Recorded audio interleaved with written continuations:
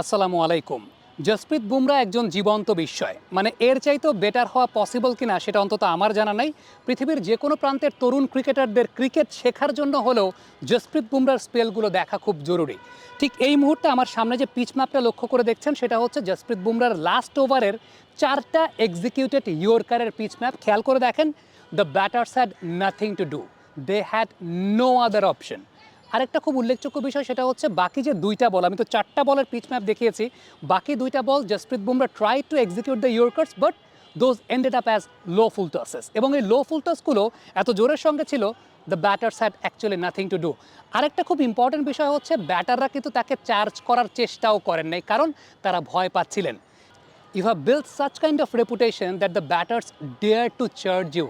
This is a lifetime achievement for Jasprit Bumrah, এবং তার গ্রেটনেসের সবচেয়ে বড় পরিচয়টা এই জায়গাটাতেই। ওই ওভারটাতে ব্যাটাররা চার্জই করেন নাই, তারা চিন্তা করেছেন বুমরার ওভারটা কোনো মতে পার করে দেই, এর পরের 2 ওভারে we can execute our plans well. এবং এই জায়গাটাতেই আলটিমেটলি জসপ্রীত বুমরার গ্রেটনেসের জায়গাটা, কারণ ক্যাপ্টেন ধরেই রাখেন জসপ্রীত বুমরাকে batter they will not dare to charge, কারণ তাকে চার্জ করতে গেলেই রিস্ক ফ্যাক্টরটা কিন্তু পুরোপুরি 90%-এর মতো। So this is the greatness of Jasprit Bumrah.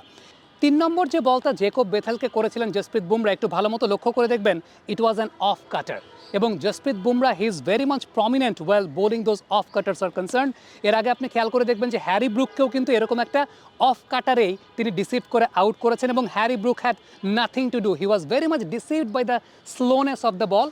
আরেকটা ভিডিও কিন্তু সোশ্যাল মিডিয়াতে মাঝে মধ্যে ঘুরে বেড়ায়, মোহাম্মদ রিজওয়ানকে এইরকম একটা স্লোয়ার ডেলিভারিতে, অর্থাৎ এরকম একটা অফ কাটারেই জসপ্রীত বুমরা আউট করেছিলেন। এখন সত্যি কথা বলতে আমরা জসপ্রীত বুমরার বোলিং নিয়ে কথা বলতে গেলে তার ইয়র্কার অনেক বেশি মাত্রায় টক অফ দ্য টাউন হয়, but his slowers are very much underrated, his off cutters are very much underrated. আমার মনে আছে একবার খুব সম্ভবত অলি পোপকে টেস্ট ম্যাচে অ্যারাউন্ড দ্য উইকেট বোলিং করে এরকম একটা অফ কাটার কাইন্ড অফ ডেলিভারিতে তিনি আউট করেছিলেন। এবং এই ধরনের অফ কাটারে আসলে ব্যাপারটা কী ঘটে, ধরেন জেকব বেথেলকে যে বলটায় তিনি অফ কাটার করেছেন, আমি যদি সেই বলটা একটু আপনাদেরকে ডেমনস্ট্রেট করে দেখাই, তাহলে একটা বিষয় খেয়াল করে দেখবেন যে জসপ্রীত বুমরার 2 আঙ্গুল, ইন্ডেক্স ফিঙ্গার এবং মিডল ফিঙ্গার, এই 2টা আঙ্গুল কিন্তু খুবই ক্লোজ, এবং বলের সিমের পজিশনটা towards the third man of the batter. এবং ঠিক যে সময়টাতে তিনি বলটাকে ছাড়ছেন খেয়াল করে দেখবেন, ওই সময়টাতে তার এই 2 আঙ্গুল এবং নিচের থাম দিয়ে তিনি off cutter kind of release করছেন, সেই বলটা ultimately going straight to the toe of the batter. সেটা অবশ্যই টোতে যায় নাই, কিন্তু অফ স্ট্যাম্পের ওই করিডোর ঘেঁষে পুরোপুরি ইয়র্কার লেন্থে পিচ করেছে। এখন একটা প্রশ্ন আসতে পারে যে এই লেন্থে কীভাবে বল পিচ হয় স্লোয়ারের মাধ্যমে। আমি জানি না কীভাবে পিচ হয়, এটা ডিকোড করতে গেলে একটা বিষয়ই লক্ষ্য করা যায়, সেটা হচ্ছে আপনি তার পামের নিচের অংশটা খেয়াল করে দেখবেন, it's actually facing the stump, অর্থাৎ পামের নিচের অংশটা স্টাম্পকে ফেস করছে।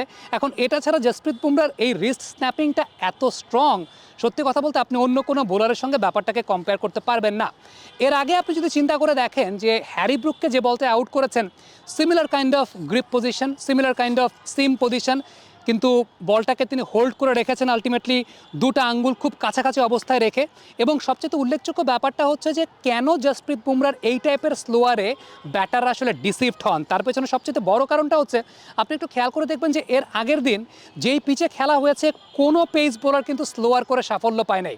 স্যাম কারেনরা কেউই সাফল্য পায় নাই, ইংলিশ পেসাররা কেউই পায় নাই, হার্দিক পান্ডিয়াও পায় নাই, বাট জসপ্রীত বুমরা পেয়েছেন। এর পেছনে সবচেয়ে বড় কারণটা হচ্ছে তিনি যখন বলটাকে রিলিজ করেন, তার যে 2টা আঙ্গুল আছে সেই 2টা আঙ্গুল খুব ক্লোজ বরাবর থাকে, থাম থাকে নিচে, এবং বলটাকে off cutter kind of release যখন তিনি করছেন টুয়ার্ডস দ্য ব্যাটার, ওই সময়টায় ব্যাটসম্যান কিন্তু এয়ারেই বিট হয়ে যান।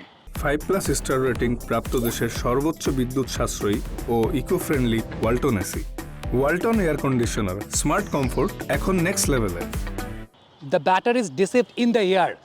বোলাররা নর্মালি স্লোয়ারের জন্য চিন্তা করে থাকেন যে আর কি বলটা যখন পিচ করবে, অফ দ্য পিচ যে মুভমেন্টটা হবে, অফ দ্য পিচ যে স্লোয়ারটা হবে, সেটাতে ব্যাটার ডিসিভড হবে। কিন্তু জসপ্রীত বুমরার ক্ষেত্রে off the pitch batter deceived হওয়ার আগে ব্যাটার আসলে ডিসিভড হয়ে যান কোথায়?